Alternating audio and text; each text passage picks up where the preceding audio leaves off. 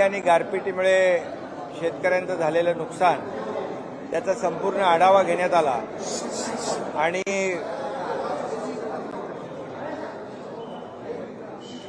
यापूर्वी सर्व जिल्हाधिकारी आणि विभागीय आयुक्तांना सूचना दिल्या होत्या पंचनाम्याच्या. युद्ध पातळीवर पंचनामे होत आहेत. त्याचबरोबर 3 हेक्टरपर्यंत शेतकऱ्यांना नुकसान भरपाई देण्याचा निर्णय झाला आहे. एकंदरीत सगळा अहवाल आल्यानंतर शेतकऱ्यांना नुकसान भरपाई दिली जाईल. शेतकऱ्यांच्या पाठीशी हे सरकार उभं आहे. झालेलं नुकसान मोठं आहे आणि त्यामुळे शेतकऱ्यांना सरकार वाऱ्यावर सोडणार नाही. शेतकऱ्यांना मदत ते करेल अशा प्रकारची चर्चा आज कॅबिनेटच्या बैठकीमध्ये मंत्रिमंडळ बैठकीमध्ये झाली. शेतकऱ्यांचं झालेल्या नुकसानाला आजच्या बैठकीमध्ये सर्वांनीच आमच्या मंत्रिमंडळातील सहकार्याने आणि शासनाने प्राधान्य दिलेलं आहे. संबंधित सर्व पालकमंत्र्यांना देखील सूचना केलेल्या आहेत की आपापल्या जिल्ह्यामध्ये झालेलं जे काही नुकसान आहे त्याचे पंचनामे तर सुरू आहे, परंतु संबंधित विभागातले अधिकारी आणि आपण स्वतः त्या ठिकाणी भेट द्यावी आणि आपल्या शेतकऱ्यांना शेतकरी बांधव भगिनींना दिलासा द्यावा अशा प्रकारच्या देखील सूचना दिलेल्या आहेत. आणि नक्कीच यामध्ये यापूर्वी देखील जेव्हा जेव्हा शेतकऱ्यांचं नुकसान झालं अवकाळी गारपीट मुळे त्यावेळेस सरकारने मदत केली. याही वेळेस 2 हेक्टरऐवजी 3 हेक्टरच्या क्षेत्रफळाला शासनाच्या वतीने मदत होईल. सगळे पंचनाम्याचा एकत्रित आढावा घेतल्यानंतर ती देखील मदत तात्काळ दिली जाईल.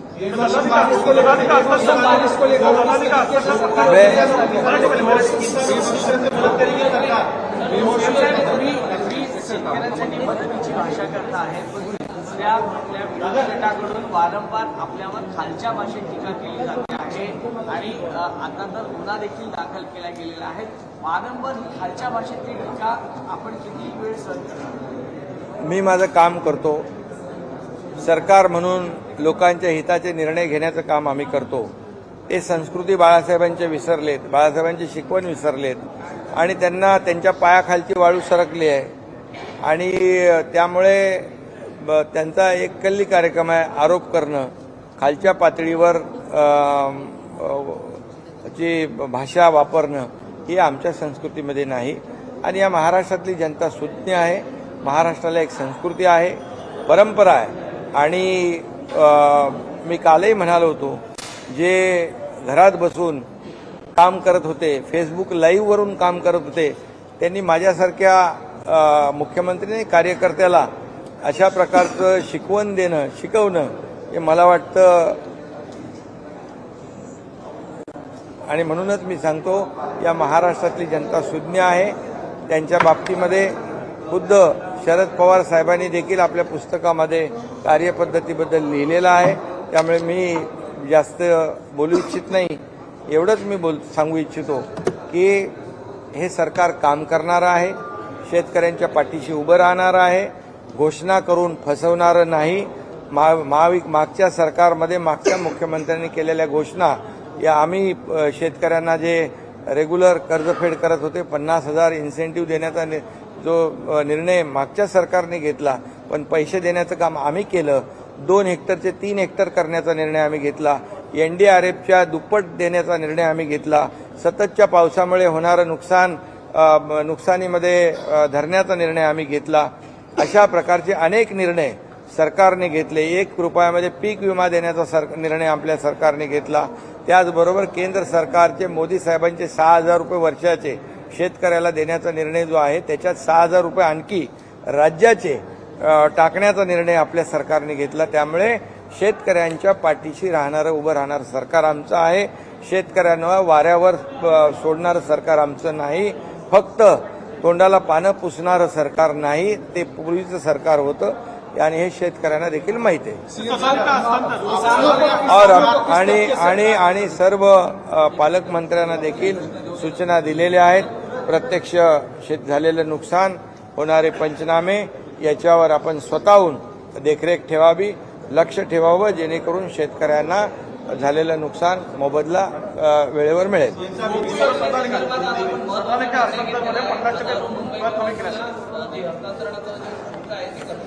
हा गृहनिर्माण विभागाचा आजचा मोठा निर्णय आहे. झोपडपट्टी पुनर्विकास योजना जी आहे त्याच्यामध्ये जे आपलं हस्तांतरण शुल्क आहे त्याच्यामध्ये 50%ची सवलत दिलेली आहे.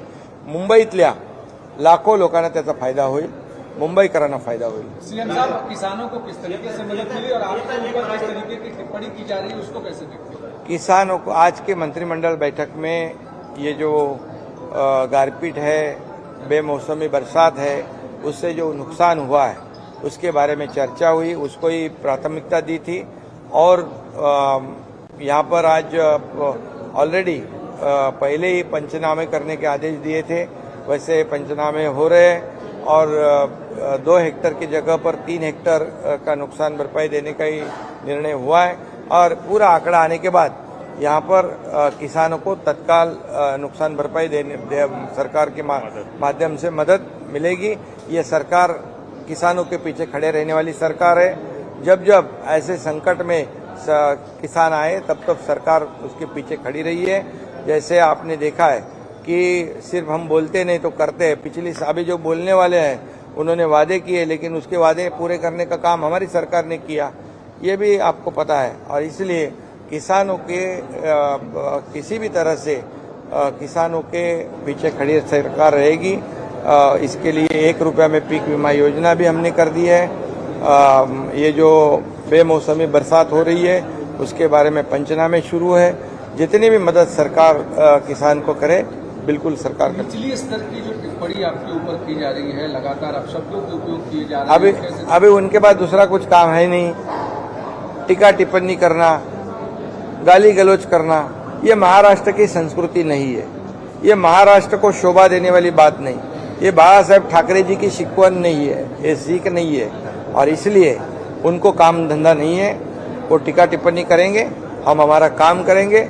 हम सरकार जो है लोगों के हित का निर्णय लेगा. और जो घर बैठने वाले लोग हमारे ऊपर क्या टिप्पणी करेंगे, जिनके बारे में खुद शरद पवार जी ने भी लिखा है उनकी कार्य पद्धति के बारे में, उनके बारे में मैं क्या कहूँगा. और ये जेलसी है, ये बहुत ही पैरों तली जमीन खिसक गई है. आज जो ग्राम पंचायत में जो चुनाव में जो नतीजा आए उनसे उनको पता चला है कि वो कहाँ पर है. और इसलिए वो कितनी भी टिप्पणी करे निचले स्तर की, ये महाराष्ट्र की जनता बहुत ही समझदार है. हम हमारा काम करेंगे, हम वो जो टिप्पणी करेंगे, आरोप करेंगे, उसके कामों में से उत्तर हम देंगे और जनता उनको बराबर उनकी जगह दिखाएगी. प्रधानमंत्री ने प्रयास किए और टनल से 41 मजदूरों को बाहर निकाला गया, लेकिन कांग्रेस के नेता इस पर आरोप लगा रहे हैं. जब मजदूर फंसे थे राहुल गांधी पूछ रहे थे कि प्रधानमंत्री किधर है, लेकिन प्रधानमंत्री ने मजदूरों को निकाला. तो कांग्रेस कह रही थी इसका एनडीए और बीजेपी क्रेडिट ले रही है. देखिए, ये 41 लोग ये टनल में से जिंदा बाहर निकलना, ये हमारे लिए सबके लिए खुशी की बात है. ये बहुत ही समाधान की बात है कि उनके परिवार कितने चिंता में थे. आज उनका ये इतना बड़ा जो टफ टास्क था, कठिन काम था, और ये कठिन काम डे टू डे मॉनिटर कर रहे थे हमारे आदरणीय प्रधानमंत्री जी. उनकी पूरी टीम जो है उस पर काम कर रही थी. वहाँ के मुख्यमंत्री स्वयं डे टू डे वहाँ पर देख रहे थे. हमारे उस विभाग के मंत्री गडकरी साहब, वो भी खुद उसके ऊपर ध्यान दे रहे थे. और इसलिए अभी सौभाग्य से सबकी मदद से, एक कलेक्टिव सबके एफर्ट से ये बहुत ही सुखरूप बाहर आए हैं और उनकी जिंदगी बच गई है. इसके लिए सबको धन्यवाद देना चाहिए. जिन्होंने सहयोग दिया, जिन्होंने योगदान दिया, उनको सभी लोगों को धन्यवाद देना चाहिए, न कि ये क्रेडिट लेने वाली ये बात नहीं है. इतना ही मैं कहूँगा. मराठा आरक्षणासंदर्भात सध्या संभ्रम आहे. ओबीसी आणि मराठा एक वातावरण पेटलेलं आहे. अशा वेळेला कॅबिनेटमध्ये नेमकं काय झालं आणि येणाऱ्या अधिवेशनात आपण ठराव मांडणार की अध्यादेश मांडणार? सरकारची भूमिका मी वारंवार स्पष्ट केलेली आहे. सरकारची मराठा आरक्षण देण्याबाबतची भूमिका स्पष्ट आहे. ओबीसीला धक्का न लावता, ओबीसीचा आरक्षण कमी न करता अन्य कुठल्याही समाजावर अन्याय न करता मराठा समाजाला टिकणारं, कायद्याच्या चौकटीत बसणारं आरक्षण देण्याची भूमिका सरकारची सुरुवातीपासून राहिलेली आहे. आजही तीच भूमिका आहे. त्यामुळे कुणी संभ्रम किंवा चिंता करण्याची आवश्यकता नाही. ओबीसी समाजाला देखील मी हेच सांगू इच्छितो की कुठल्याही परिस्थितीमध्ये संभ्रम मनामध्ये ठेवू नका. आणि भुजबळ साहेबांचं देखील म्हणणं तेच आहे की मराठा समाजाला आरक्षण देताना ओबीसीवर अन्याय होऊ नये, ही भूमिका ज्यांची भुजबळ साहेबांची आहे ती सरकारची भूमिका आहे. आणि म्हणून तर देवेंद्र फडणवीसजी जेव्हा मुख्यमंत्री होते तेव्हा सरकारने आमच्या आरक्षण दिलं होतं. हायकोर्टाने कन्फर्म केलं, पण दुर्दैवाने सुप्रीम कोर्टामध्ये रद्द झालं. याची जबाबदारी कोणाची आहे, याला जबाबदार कोण आहे, यावर मी आता बोलू इच्छित नाही. परंतु मराठा समाजाला टिकणारं, कायद्याच्या चौकटीत बसणारं आरक्षण देण्याची जबाबदारी सरकारची आहे. आणि